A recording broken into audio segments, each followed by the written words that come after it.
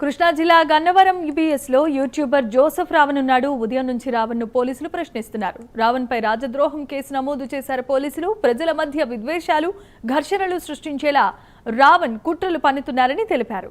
విచారణ తర్వాత రావణ్ను కోర్టులో హాజరుపరచనున్నారు పోలీసులు.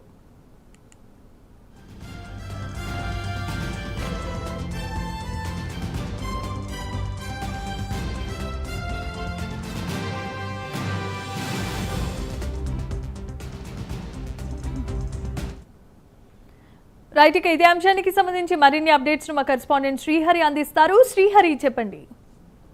జమీమా, ఏదైతే యూట్యూబర్ రావణ్ ఏదైతే ఉన్నారో ఆయన పైన గన్నవరం పోలీస్ స్టేషన్ లో కేసు అయితే మరో కేసు నమోదైంది. అయితే ప్రధానంగా గత కేసుల్లో కూడా ఆయన్ని ఏదైతే ప్రజల మధ్య విద్వేషాలు, ఘర్షణలు సృష్టించేలాగా ఈ రావణ్ కొన్ని కుట్రలు చేస్తున్నాడంటూ పెద్ద ఎత్తున ఆరోపణలు. ఇవే కాకుండా రాష్ట్ర వ్యాప్తంగా ఈయన పైన పలు కేసులు కూడా నమోదవుతున్న పరిస్థితి. అంటే అటు మహిళల పట్ల అనుచిత వ్యాఖ్యలు, మహిళలను కొంతమందిని మోసం చేసినట్టుగా కేసులు, దాంతో పాటు ఏదైతే నాయకులను కూడా పొలిటికల్ నాయకులను ఎవరైతే ఉన్నారో అటు జనసేన అధ్యక్షుడు పవన్ కళ్యాణ్ ను ఏదైతే సోషల్ మీడియా వేదికగా ఇష్టానుసారంగా మాట్లాడడం, ఇవన్నీ కూడా పార్టీకి చెందిన నాయకులంతా కూడా ఎక్కడికక్కడ కేసులు పెడుతున్న పరిస్థితి. అయితే ఈ నేపథ్యంలోనే మొత్తంగా ప్రజల మధ్య విద్వేషాలు, ఇదే విధంగా ఘర్షణలు సృష్టించేలాగా ఈ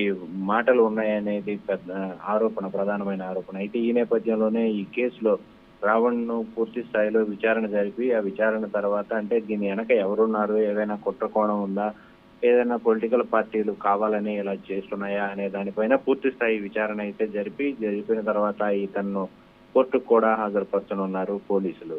Jemimah. Right, thanks for the update Srihari.